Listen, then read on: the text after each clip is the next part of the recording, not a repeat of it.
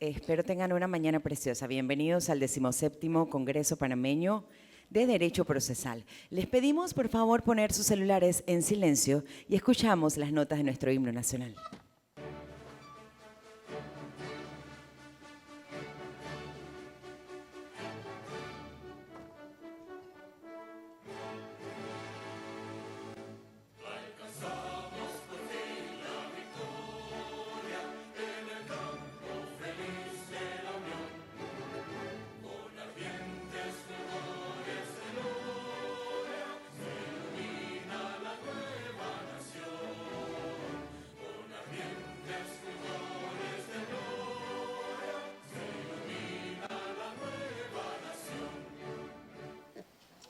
Invitamos al reverendo Remigio Santana para la invocación religiosa.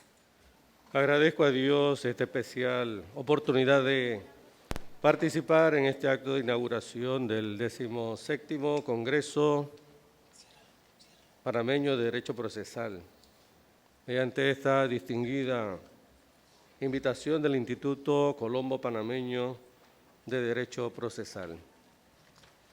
Encontrarnos con otras personas cuyos intereses y anhelos compartimos siempre nos hace mucho bien.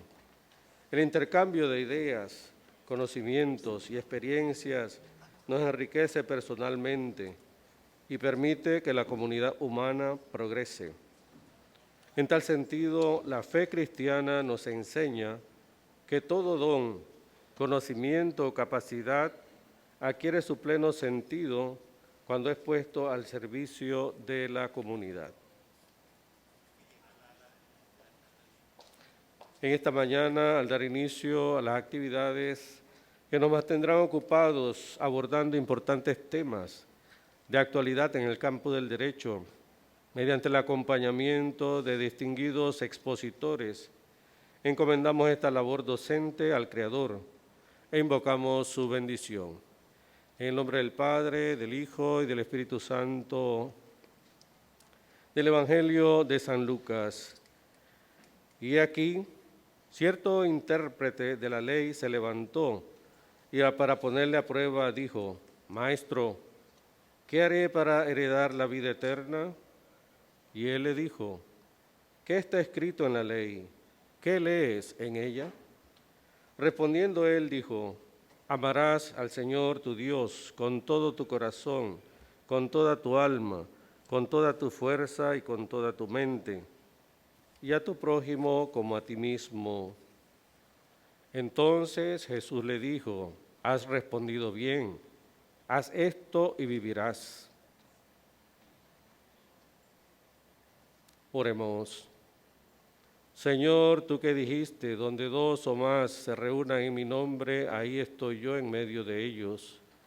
Hazte presente entre nosotros, dándonos comprensión para que sepamos aceptarnos mutuamente, capacidad para el diálogo, para escuchar las opiniones de los demás y espíritu de colaboración. Que este encuentro nos ayude a desarrollar nuestras capacidades en espíritu comunitario, de modo que nos enriquezca en el conocimiento. Queremos, Señor, ser tus testigos, luz en medio del mundo. Sabemos, Señor, y por eso te pedimos ayuda, que ser testigo es tener tus sentimientos, es creer en ti, es sembrar los cambios por el camino del amor.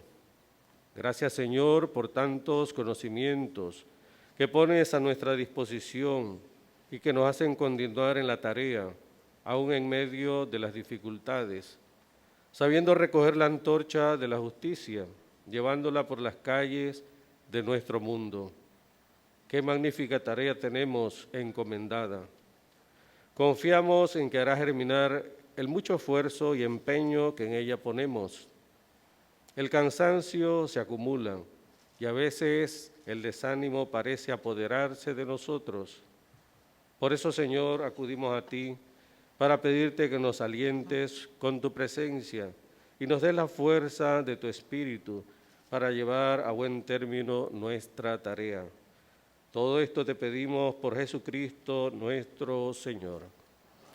El Señor esté con ustedes. La bendición de Dios Todopoderoso, Padre, Hijo y Espíritu Santo, descienda sobre ustedes y les acompañe siempre. Podemos seguir en la paz del Señor.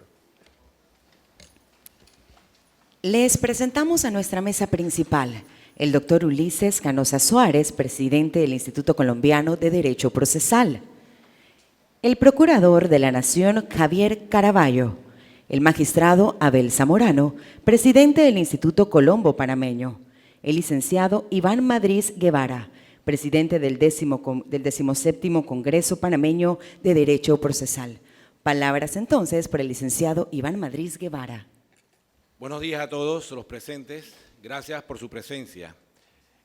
En el día de hoy, este Congreso Académico de Derecho Procesal, en el cual contamos con los expositores de primera línea de países hermanos y de nuestro país, y que pertenecen tanto al campo profesional como de la academia, igual se le dan muchas bienvenidas para todos. Quiero iniciar dando gracias a Dios por permitirme estar hoy aquí ante ustedes y dar gracias a la Junta Directiva y a todos los miembros del Instituto Colombo Panameño de Derecho Procesal por haberme elegido presidente de este Congreso de reconocida actividad académica a nivel nacional e internacional. Nos es grato destacar la presencia en este recinto de quienes nos acompañan en la mesa principal, del Procurador General de la Nación, Javier Caraballo, del presidente del Instituto Colombiano de Derecho Procesal, Ulises Canosa Suárez, del presidente del Instituto Colombo Panameño de Derecho Procesal, Abel Augusto Zamorano, del vicedecano de la Facultad de Derecho y Ciencias Políticas de la Universidad de Panamá, Francisco Flores Villa, y del reverendo Remigio Santana, quienes nos acompañan en la mesa principal, así como la presencia de todos los expositores nacionales e internacionales, estudiantes de Derecho, juristas, docentes de Derecho, que nos acompañan y a los que nos siguen de manera virtual. En mi condición de presidente de este Congreso, para ser exactos, el número 17, solo interrumpidos estos 2 años anteriores por el fenómeno global de la pandemia ya conocido por todos ustedes y que sacudió nuestros países de una manera inesperada e incalculable económicamente. Quiero resaltar que no obstante, a pesar de ello, durante estos 2 últimos años nos auxiliamos de la tecnología y el Instituto dio pasos importantes en lo que concierne al desarrollo de actividades académicas virtuales con expositores nacionales e internacionales, las cuales fueron, en el año 2020, un primer foro virtual con el tema El reto de la justicia virtual en materia civil, un segundo foro virtual con el tema Las consecuencias del COVID-19 para el derecho del trabajo, un tercer foro virtual con el tema La justicia penal en medio de la pandemia, un cuarto foro virtual con el tema Crisis empresarial y pandemia, procesos de insolvencia y medidas laborales para mitigar las consecuencias del COVID-19. Un quinto foro virtual con el tema La ininterrupción del proceso arbitral durante la pandemia. Y cerramos ese año 2020 con una primera jornada virtual con una duración de 3 días con temas variados de interés jurídico de actualidad en materia civil, penal, laboral, entre otros. Ya para el año 2021 se desarrollaron la segunda jornada virtual con el tema Derecho Agrario y Penal, presentado por el Instituto Colombo Panameño de Derecho Procesal, capítulo de Azuero. Una tercera jornada virtual de actualización jurídica con el tema Temas jurídicos de interés organizados por el Instituto Colombo Panameño de Derecho Procesal, capítulo de Chiriquí. Y cerramos nuestro ciclo de jornadas académicas para el año 2021 con una cuarta jornada virtual académica por 3 días y dentro del cual se expusieron temas de interés como lo fueron la oralidad y la tecnología en el proceso civil. Lo anterior lo hacemos sin interrupción, cumpliendo con los compromisos de aportar a la academia la disciplina jurídico-procesal en Panamá y consolidar conocimientos en un intercambio serio y responsable, como siempre lo hacemos a través del Instituto Colombo Panameño de Derecho Procesal, porque la academia nunca se detiene y el estudio debe ser constante. Como lo mencionó en alguna ocasión el presidente Porras, Estamos siempre obligados a ser modernos en todo, aun cuando para alcanzarlo tengamos que hacer esfuerzos gigantescos. Para conservar la nación debemos andar siempre hacia adelante. Es por lo anterior que en el día de hoy se inaugura este foro, no solo en la modalidad presencial, sino que también hacemos el esfuerzo para brindarlo y llevarlo de una manera virtual a quienes están en sus oficinas o lugares de trabajo. Debemos resaltar que en el programa de este evento, el día de hoy y mañana, se han incluido temas de especial interés para la comunidad jurídica nacional y los cuales no mencionaré para no cansarlos, ya que los mismos se describen en el programa de mano que tienen con ustedes y además los pueden observar a través de un código de barra que tienen atrás de sus gafetes, el cual pueden desplegar para ver cada una de las ponencias, horarios y demás.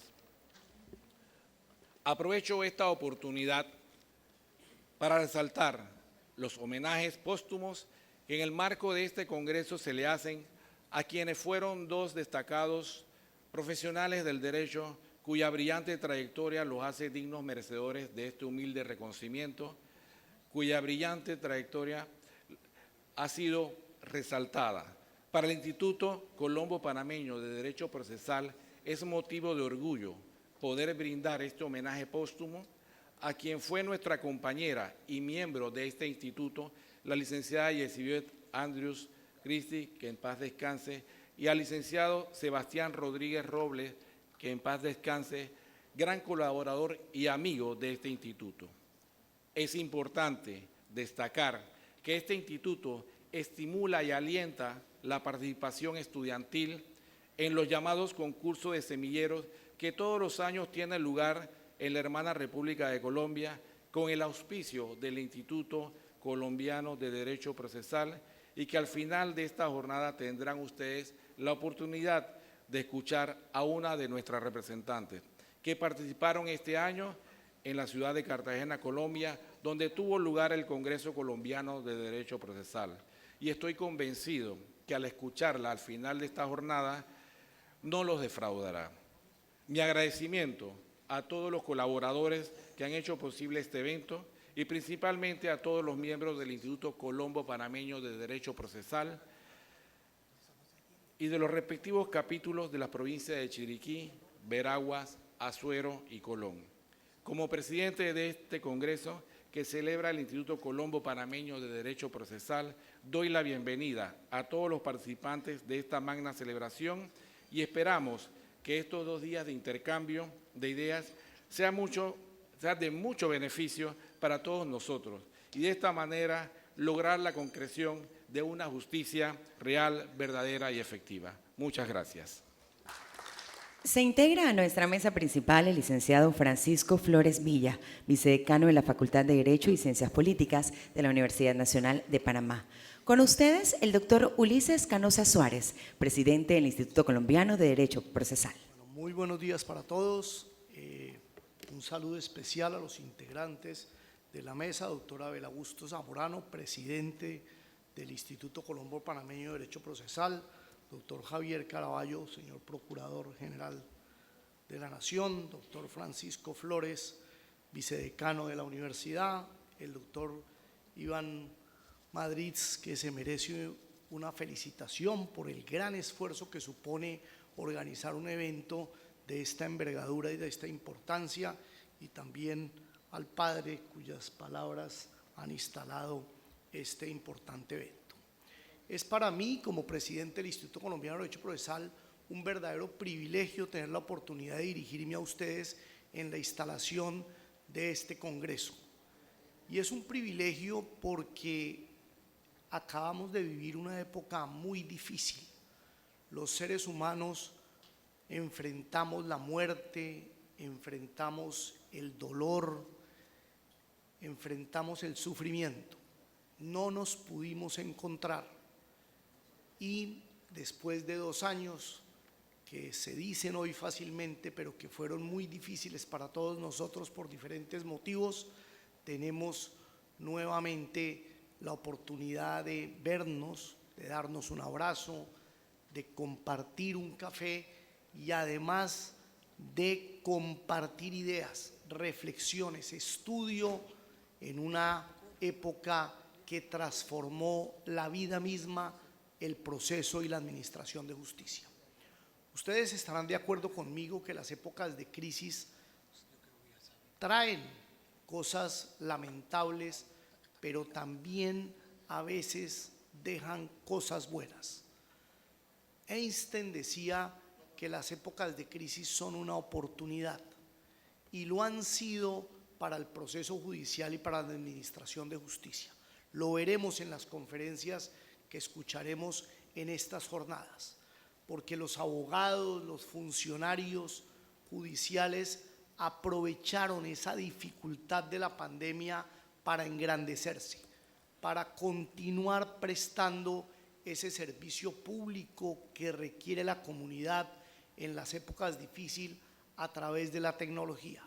Vamos a ver en las exposiciones que escucharemos cómo logró transformarse la administración de justicia de la mano de la transformación de la vida, cómo una época difícil nos enseñó nuevas cosas y cómo ahora que estamos superando esa época difícil podemos continuar valiéndonos de esas herramientas como la tecnología para que la administración de justicia sea más accesible, más fácil, más rápida, más eficaz y más económica para los ciudadanos.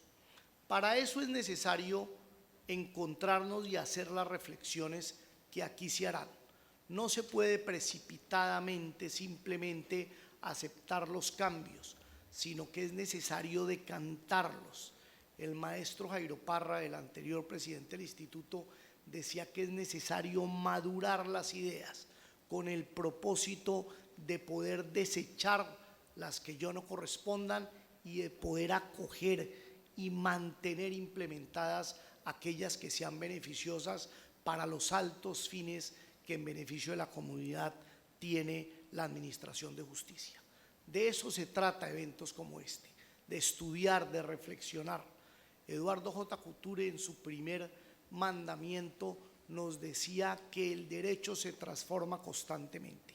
Épocas como esta lo transforman aún más rápidamente, más profundamente, y es necesario entonces reflexionar, actualizar, innovar para mantener cada uno de nosotros ese título que llevamos orgullosamente, que es el de ser abogados. Ser abogado es preocuparse por los demás, ser abogado es garantizarle a los demás sus derechos, ser abogado además es enseñar a otros la manera de ejercer todos los derechos de que son titulares, especialmente hoy los derechos humanos. Y eso lo hacemos a través de jornadas como esta. Por eso termino estas palabras felicitándolos, felicitándonos por estar aquí y por tener esa oportunidad de entre todos superar una época difícil en beneficio de un mejor proceso y de una administración de justicia más eficiente. Muchas gracias.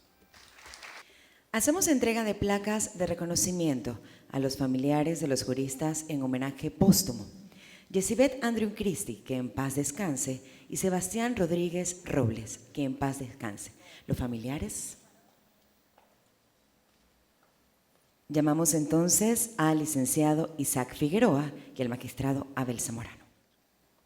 Hace poco, el magistrado Abel Augusto Zamorano, presidente de nuestro instituto, me hizo la solicitud de hacer el panegírico de una gran amiga, Jessica Andrew, quienes aquí pues nos acompañan su madre, su hermana, sus mejores amigos.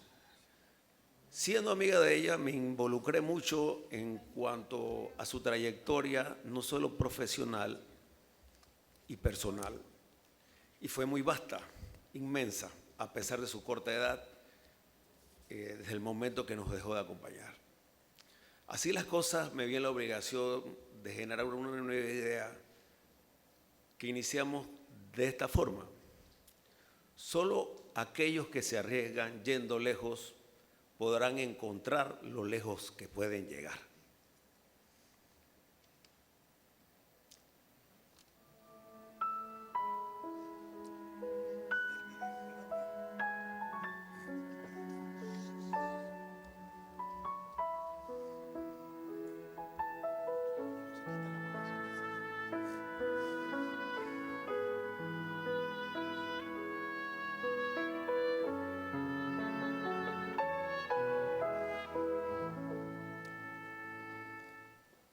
Nosotras nos conocimos cuando recién ella fue designada como juez municipal civil del Distrito de Panamá, y yo en ese entonces era todavía estudiante de Derecho y laboraba en un juzgado de familia, y pues hicimos una conexión automática. Empezamos a estudiar una maestría y bueno, ahí fue dándose como la relación aquella más de amigas, y bueno, se fueron dando las cosas y se fueron dando las cosas hasta que terminamos siendo casi hermanas.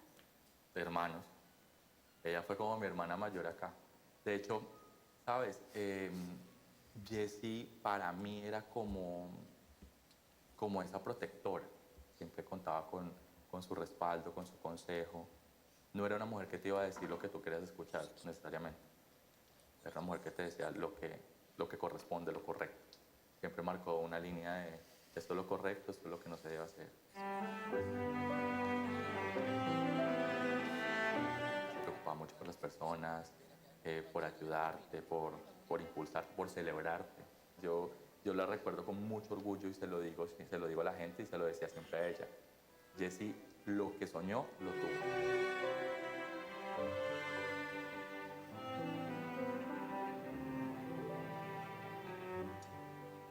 Como profesional era una mujer intachable. Para mí era una mujer muy estricta, muy estudiosa, muy rigurosa. Ella era una mujer que siempre buscaba la perfección en todo lo que hacía. Ella no paró nunca de estudiar.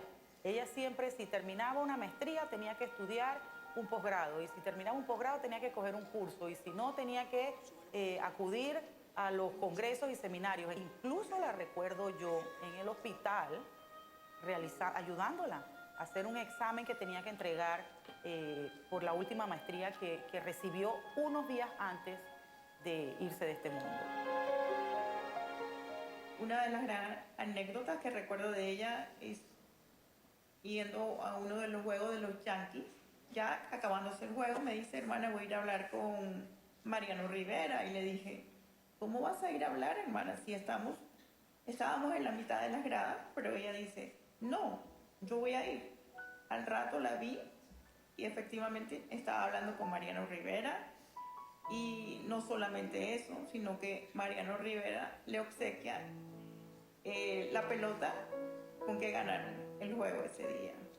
Era una mujer determinante, donde ella lo que quisiera lo alcanzaba.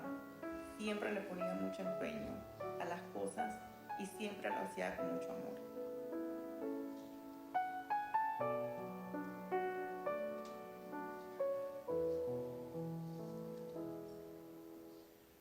Ella realmente siempre fue una mujer excepcional y definitivamente que nosotros no la hemos olvidado ni la vamos a olvidar nunca. Si algún día, como se lo dije a ella en su mensaje de despedida, y se lo dije también muchas veces, si algún día me voy para el cielo, que ojalá Dios permita que me la encuentre y volvamos a vivir muchas cosas y a compartir.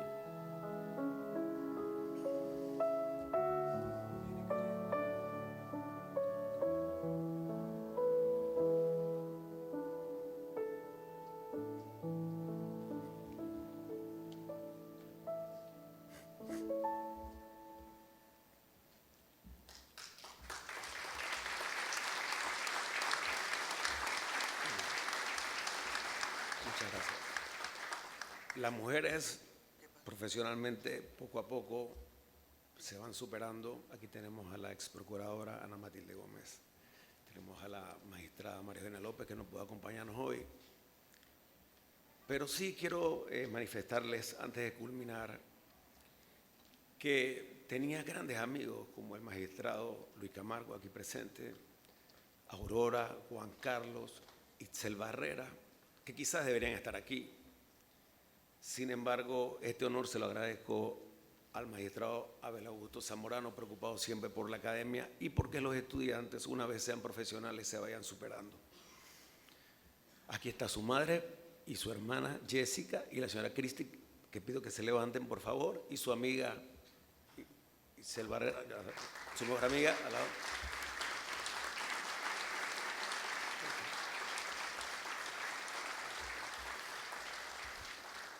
Magistrado Zamorano nos están pidiendo 3 minutos, pero es que esta trayectoria es impresionante que tuvo Yesibeth y las amistades que fue forjando. La última vez que la vi fue en el centro comercial Multiplaza. Venía esta hermosa dama acercándose, estaba acompañada de mi esposa, y venía con su gran sonrisa, piernas afrancesadas y un look espectacular, como lo era ella. La suerte es que mi esposa también la conocía y nos saludamos mutuamente. No la reconocí.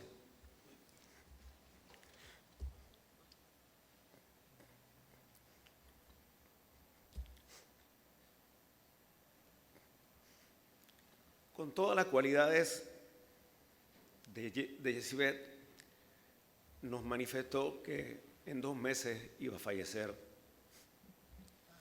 Pero no te preocupes, tranquilo. Yo voy a luchar contra esta enfermedad y la voy a superar. Esa era la forma de ser de Yesibeth, luchadora hasta el final. Pasaron más de 2 meses hasta que tuvimos la triste noticia que no nos acompañaba más. Yesibeth no fue una persona de primeras filas ni de buscar grandes aplausos. Era una mujer de hechos. En tal sentido, le pido a todos ustedes que le demos un aplauso que le llegue hasta el cielo, que es donde debe estar.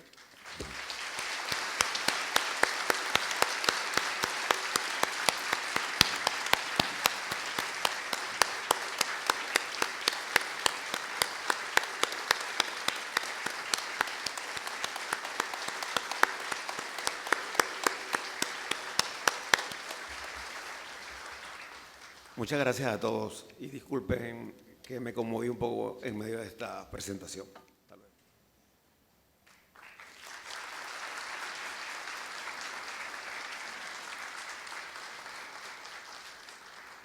Buenos días a todos. Me corresponde, con esa misma emotividad de Isaac, señalar un compromiso adquirido por el Instituto Colombo Panameño de Derecho Procesal en las honras fúnebres del amigo Sebastián Rodríguez Robles, señalar algunas ideas de quién es para la academia, quién fue para el país y para su familia y para quienes le conocimos, Sebastián Rodríguez Robles. Quiero señalar que se encuentra con nosotros su cuñada, Gilma Rodríguez, porque sus hermanos, por razones laborales, mandaron sus excusas, pero primero quiero resaltar la presencia del defensor de derechos humanos de nuestro país, el amigo Eduardo Leblanc, que se encuentra con nosotros. Hablar de Sebastián Rodríguez Robles como hijo, como hermano y como amigo es difícil. Recuerdo que cada vez que le decía que yo viajaba a Colombia, a Bogotá, lo primero que me manifestaba era que le trajera unas medicinas para su madre, a quien tenía que atender personalmente. Cuando culminó su carrera de Derecho, luego de trasladarse de su ciudad natal, Aguadulce, lo primero que hizo su trabajo fue sobre el derecho procesal constitucional, que fue la materia que le siempre amó, resaltó y que lo llevaron a ser el presidente del Instituto Panameño de Derecho Constitucional. Pero lo más importante que se destaca de Sebastián era su condición de educador, de maestro. Cuando le manifestó a su hermano Francisco que tenía un sueño y tenía ideales, lo primero que le dijo Francisco que si ese sueño era de acumular riquezas, y dijo, no, te equivocaste. Lo que tenía era un sueño de seguir enseñando. Y esas palabras enmarcan la pasión de Sebastián por la enseñanza. Enseñanza que acumuló tanto de manera teórica como de manera práctica. Tuvo el privilegio de trabajar en la Corte Suprema de Justicia al lado del magistrado Fabián Echevert, con quien departió muchas discusiones y conocimientos, sobre todo en su materia predilecta, que era el amparo de garantías constitucionales. Allí compartió con otros juristas destacados como la profesora Auremérita Guerra de Villalaz, el profesor César Augusto Quintero Correa, y de igual manera sentía admiración por los juristas procesalistas de este país ya fallecidos, don Jorge Fábrega Ponce y Pedro Barzallo. Sebastián está con nosotros, y está con nosotros porque fue un gran colaborador del Instituto Colombo Panameño de Derecho Procesal. En homenaje a compartir siempre la academia, el Instituto consideró importante exaltar sus cualidades de docente, de educador y sobre todo de una persona inquieta por la academia y por el estudio de una rama tan importante como lo es el derecho procesal constitucional. Para él, lo más importante eran los procesos de habeas corpus y de amparo, en defensa precisamente de lo que le corresponde ahora dirigir Eduardo Leblanc en nuestro país, que son los derechos humanos. Yo creo que honra y para el Instituto era de obligatoriedad honrar la trayectoria de un jurista destacado como Sebastián Rodríguez Robles. Llamamos a Gilma para entregar la placa que mínimamente podemos brindar a una persona que se destaca por la academia y la enseñanza. Damos inicio a nuestra conferencia magistral de inauguración. Invitamos al presidente del Instituto Colombiano de Derecho Procesal, Ulises Canosa Suárez. Con él conversaremos sobre la tecnología y el proceso en Colombia.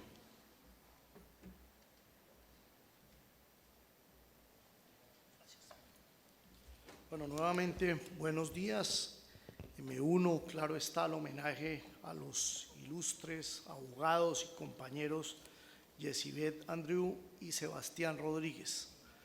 Estoy seguro que están aquí con nosotros. ¿Y por qué están con nosotros? Porque a veces las personas se van, pero sus obras y su amistad siempre queda.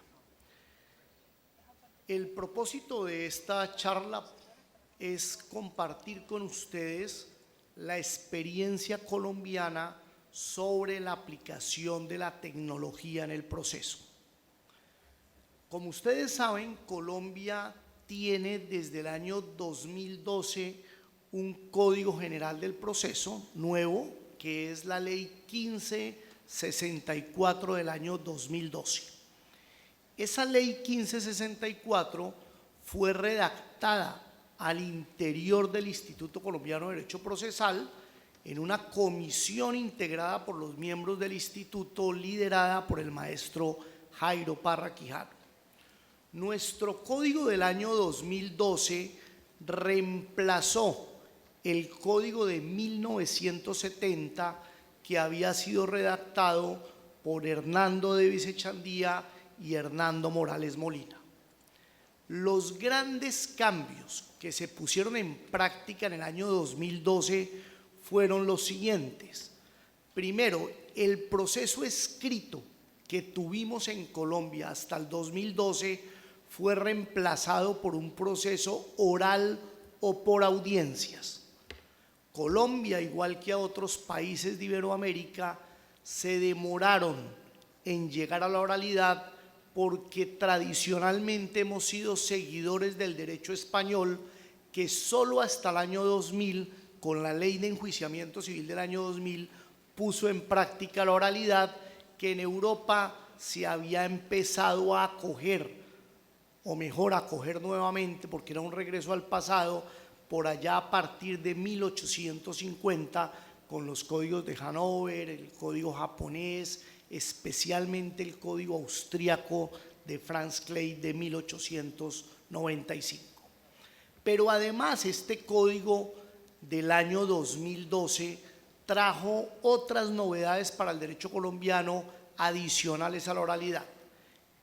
Acogió la temporalidad del proceso, que existiera un tiempo máximo de duración de los procesos, que en el artículo 121 de ese código se estableció en 1 año, prorrogable por 6 meses más.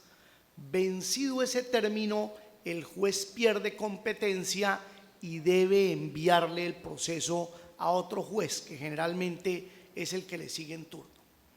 Una tercera idea, entonces tenemos oralidad en el año 2012, tenemos temporalidad, tenemos desformalización de la actuación. Se buscó que no se incurrieran excesos rituales manifiestos, de tal manera que los requisitos formales solo se exigieran y se cumplieran por los jueces cuando fueran indispensables para realizar un derecho fundamental o para realizar o materializar un derecho sustancial.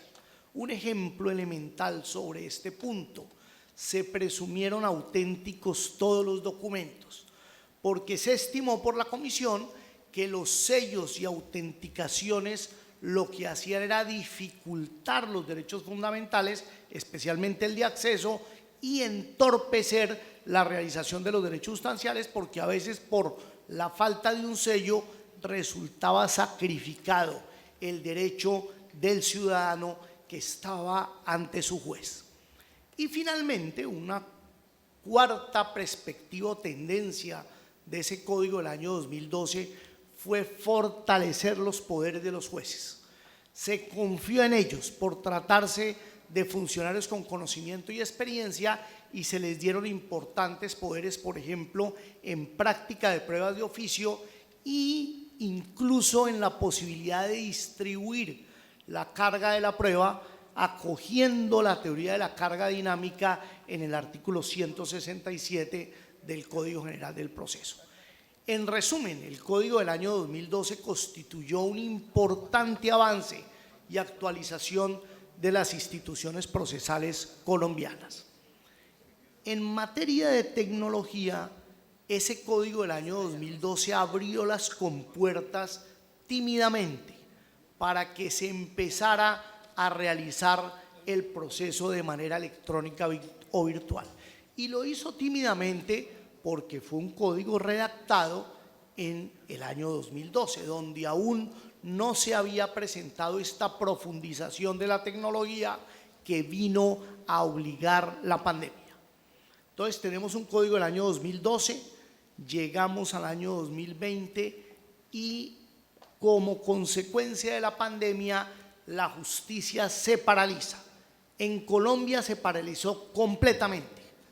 3 meses los juzgados estuvieron cerrados porque, por ejemplo, ese código del año 2012 decía que el poder del ciudadano al abogado había que darlo a través de un documento impreso debidamente autenticado ante un notario, y no había manera de hacer esa autenticación porque las notarías en Colombia también clausuraron, cerraron temporalmente. ¿Qué hicimos entonces? El Instituto Colombiano de Derecho Procesal redactó para el gobierno un borrador de decreto ¿Qué novedades tenía ese borrador de decreto? Podemos resumirla en 4 grandes puntos. Primer punto, hizo que los poderes, que como les acabo de contar, eran escritos y autenticados, se pudieran conferir por un mensaje de datos. Si yo le iba a dar poder al doctor Abel Zamorano, simplemente le mandaba un email diciéndole: doctor Zamorano, le confiero poder para un proceso ejecutivo, declarativo, de restitución de inmueble, y él acompañaba ese mensaje de datos a su demanda. Y aquí viene la segunda novedad del decreto, que podía presentarse, aún puede presentarse, de manera virtual. Demandas virtuales, entonces la segunda novedad, y todos los anexos también virtuales. Incluso el cobro de títulos, valores físicos como letras, cheques o pagarés, se autorizó que se pudiera hacer con una demanda con un ejemplar virtual, donde el acreedor guardaba el original, el título físico, y en su demanda virtual manifestaba que estaba en su poder custodiado y que él se comprometía a presentar ese título valor cuando los juzgados volvieran a abrir, si el demandado lo pedía o el juez así lo disponía. Entonces miren que ya van 2 grandes novedades: poder virtual y demanda totalmente virtual. Otra novedad dentro de la misma demanda: desde el momento de la presentación de la demanda, se dispuso que el demandante se la enviaría al demandado por correo electrónico si conocía el sitio electrónico del demandado para enviársela, de tal manera que el demandado recibía la demanda directamente del demandante. Tercera novedad que se incluyó en ese decreto: todas las notificaciones podrían hacerse de manera virtual. En el Código General del Proceso del año 2012 se hacían las notificaciones personales citando al demandado al juzgado para que se notificara personalmente, y si no venía, se le enviaba un aviso físico a su domicilio o lugar de trabajo para que quedara notificado. Ahora, si uno conocía el email, la dirección electrónica, era suficiente enviar un correo a esa persona. Ya había recibido la demanda, ahora recibía del juzgado el auto admisorio y 2 días después le empezaba a correr el término de traslado. Esa fue la tercera novedad del decreto 806 del año 2020. Y la cuarta novedad, que fue muy importante pero muy discutida, fue la posibilidad de realizar todas las actuaciones de manera virtual, todas en los procesos civiles, en los procesos de familia, en los procesos laborales, administrativos, de cualquier naturaleza, de manera virtual. Incluso la práctica de pruebas, es decir, que un testimonio se recibe virtualmente, un dictamen pericial que se había acompañado en un ejemplar virtual a la demanda. Si el perito tenía que ir a la audiencia, iría virtualmente a la audiencia. Un interrogatorio de parte se recepcionaba de la misma manera virtualmente, y así cualquier otro medio de prueba. Incluso inspecciones judiciales se autorizó a hacerla en lo posible a través de un dron, de una cámara, con los medios virtuales, para que la pandemia no obstaculizara ese derecho que tenemos de acceder todos a nuestro juez, es decir, el derecho de tutela judicial efectiva. Ese decreto 806, por haberse dictado en una época de emergencia, de acuerdo con las normas de nuestra Carta Política, tenía una vigencia temporal, únicamente por 2 años. Se expidió en junio del año 2020 y expiraba en junio del año 2022. Cuando estaba ya agotándose a principio de este año el término de vigencia, se generó en Colombia una gran reflexión sobre qué hacer. Varias alternativas teníamos. Primera, dejarlo agotar, en cuyo caso volveríamos a las normas del Código General del Proceso, es decir, volveríamos a dar un poder físico y autenticado, a presentar una demanda física, impresa, a notificar nuevamente de manera presencial, física, y a hacer las audiencias, especialmente las de práctica de pruebas, de manera presencial por regla general, que era el pasado, la ley 1564, y solo de manera virtual excepcionalmente. El cambio del decreto 806, fíjense, y esto lo preciso, fue cambiar esa regla general de presencialidad como regla general y virtualidad como excepción por virtualidad como regla general y solo presencialidad como excepción, porque se le entregó en el decreto 806 del año 2020 la posibilidad al juez de que por motivos justificados, siempre justificados, no al capricho del juez, no al antojo del juez, no al querer del juez, sino que existiera un motivo que justificara disponer la presencia de las partes en el despacho judicial o de los testigos, él lo ordenara a través de una providencia recurrible. Como tenía que ser justificado, la providencia era recurrible. Así quedó en el 806. Entonces vino la reflexión de qué hacer. O volvíamos al pasado o manteníamos el decreto 806 y lo convertíamos como legislación permanente. El Instituto Colombiano de Derecho Procesal asumió el liderazgo en Colombia de redactar una ley que convertía ese decreto en legislación permanente. Y se logró. Es la ley 2213 del año 2022.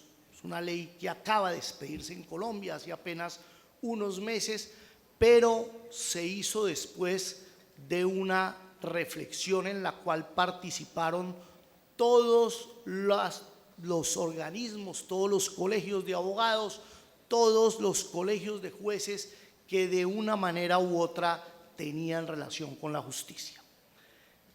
¿Qué reflexiones hicieron? Que es la que les quiero compartir especialmente. Se hizo una reflexión que suponía identificar los beneficios de la tecnología en el proceso, pero también identificar los retos o los desafíos que la tecnología tiene para el proceso. ¿Qué beneficios encontramos? 10 beneficios. Primero, encontramos que la tecnología permite realizar los principios del proceso y especialmente permite realizar el acceso a la justicia. No solo en una época de crisis como la que generó la pandemia, sino en general. Permite la tecnología que el ciudadano acceda más fácilmente a los funcionarios públicos, no solo al juez.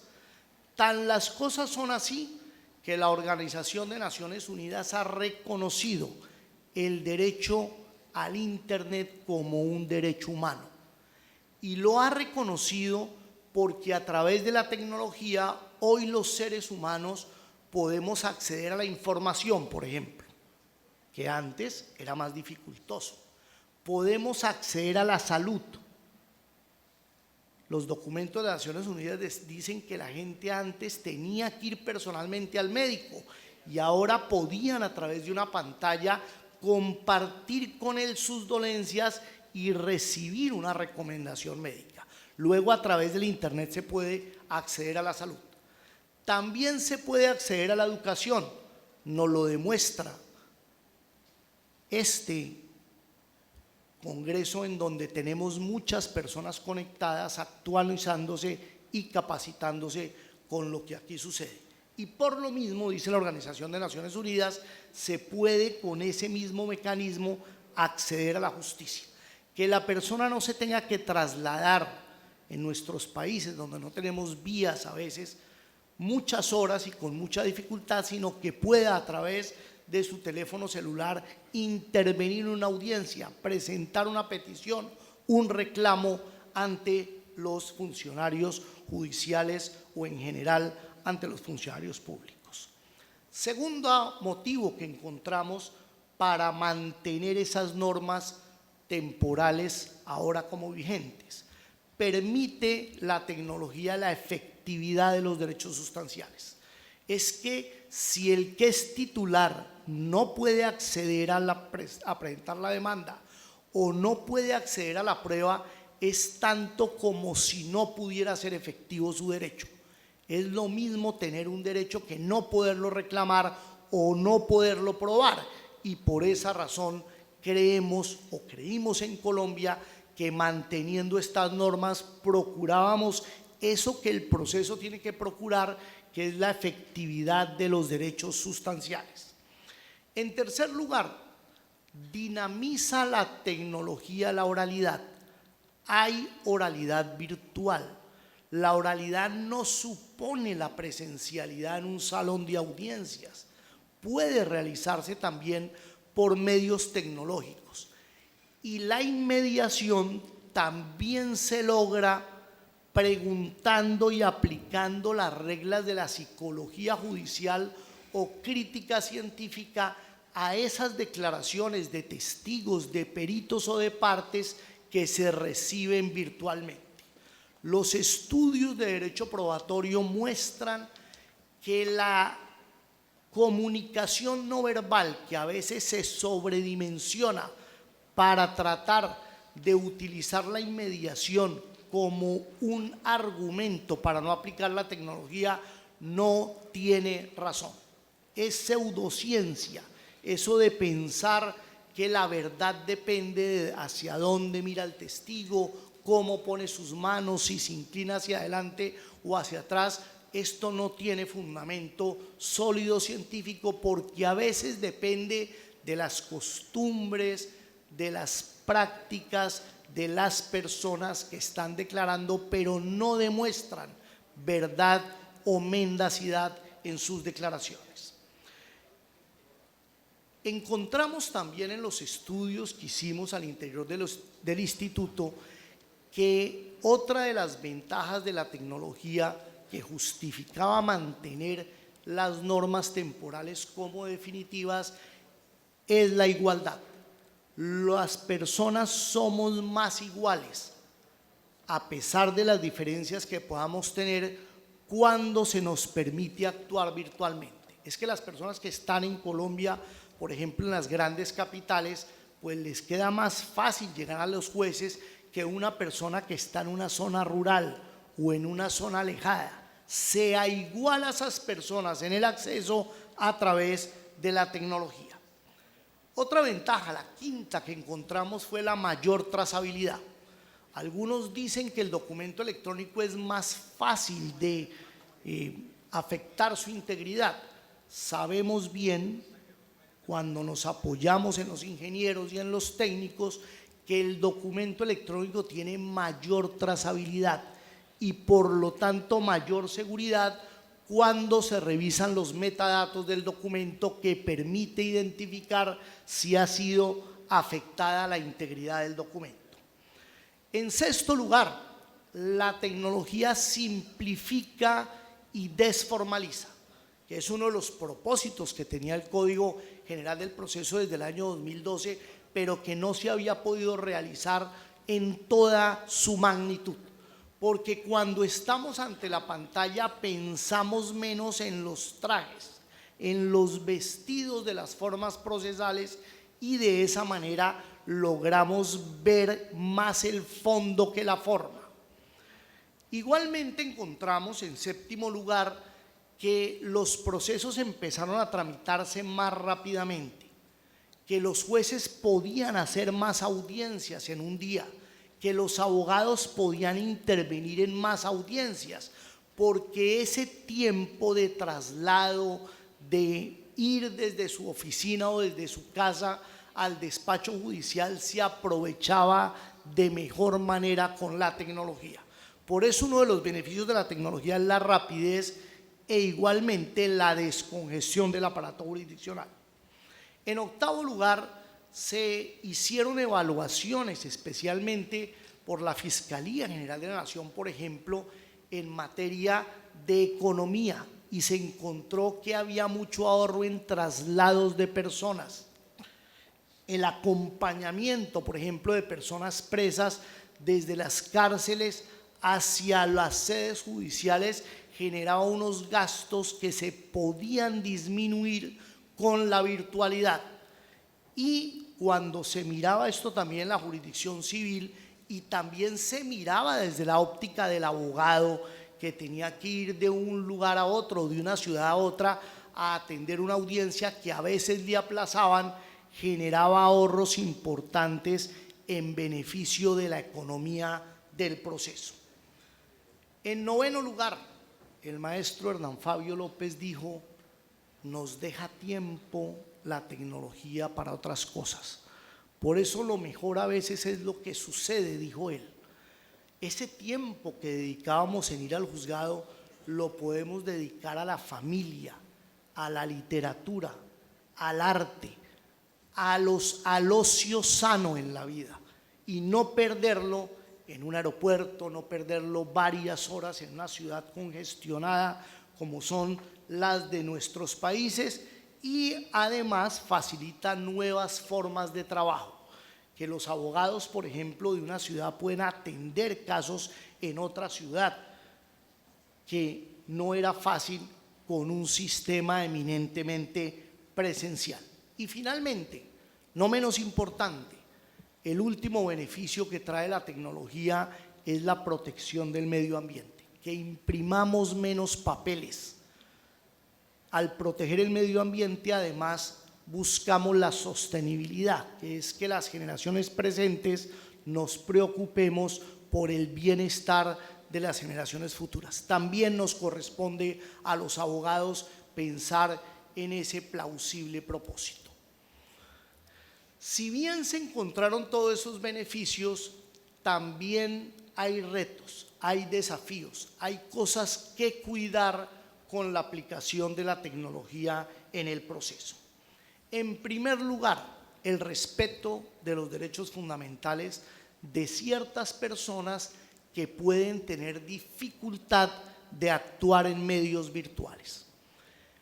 Fue tal la preocupación del legislador en este punto en particular que tanto el decreto 806 como la ley 2213 incluyó 3 artículos iniciales con unos principios aplicables a estas importantes situaciones. Se dijo en estos 3 artículos que el juez, se le entregó al juez la llave de la garantía de los derechos de estas personas, diciendo que siempre que el juez detectara dificultades de uno de los sujetos para acceder a la tecnología, debía el juez adoptar las medidas para garantizar la publicidad, la contradicción y el debido proceso, incluso ordenar suspender la audiencia virtual y disponer la presencia en el despacho judicial de los sujetos para continuar con la audiencia. Piensen ustedes en una persona, en la recepción del testimonio de un niño, en un proceso de familia donde puede haber cierta influencia de la persona, de las personas con las cuales se encuentra el menor, o una persona que por cualquier razón tenga mucha dificultad de actuar en escenarios virtuales. Incluso la jurisprudencia nos mostró casos en donde las personas se comportan mal, empiezan a apagar la cámara, a decir que tienen problemas de conexión para poder decirle al cliente cómo contestar.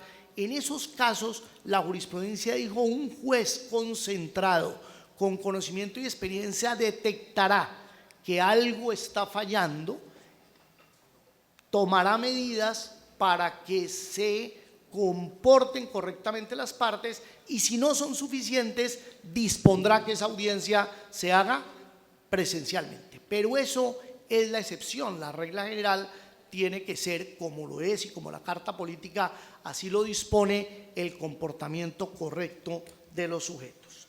De tal manera que con esas normas, con esos 3 primeros artículos, se buscó, reitero, que la tecnología no arrase, no atropelle derechos fundamentales. En segundo lugar, se buscó, y especialmente en la ley 2213, que si bien acogió el decreto 806, incluyó otras normas para perfeccionar esa tecnología en el proceso, que haya unificación. Tenemos en Colombia diferentes herramientas, diferentes programas o sistemas en cada una de las jurisdicciones, y eso dificulta el acceso de los abogados, los obliga a conocer esas diferentes herramientas y genera riesgos operacionales del abogado al no conocer bien esas herramientas distintas, y puede generar discusiones que atenten contra los derechos. Por esa razón, la ley dispone que debe haber unificación, equivalencia funcional, que terminemos aceptando que los documentos electrónicos equivalen a los físicos, y además neutralidad tecnológica, de tal manera que si un abogado presenta un documento en cualquier formato, se le reciba y tenga la rama jurisdiccional la manera de recibirlo. Es necesario contar con planes de contingencia, porque la tecnología falla, hay caídas, hay dificultades, y cuando hablamos de planes de contingencia, los hablamos de doble vía.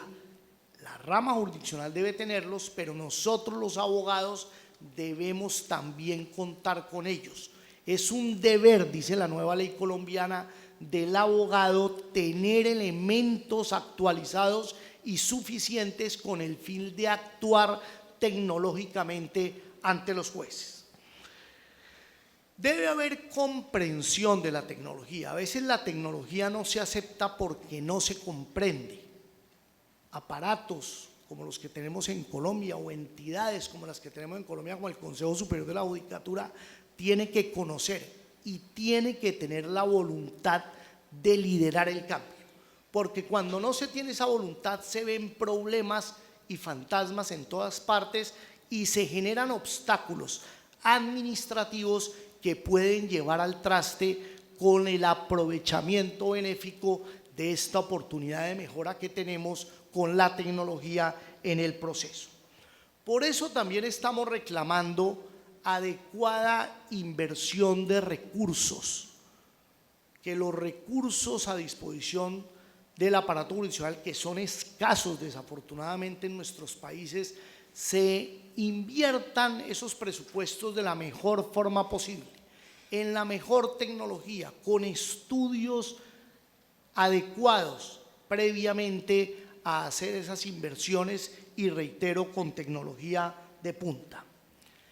Todo esto que estoy mencionando hace anticipar que en muy pocos años, como ya se afirma en los países de Europa y en Estados Unidos, usemos la inteligencia artificial en el proceso.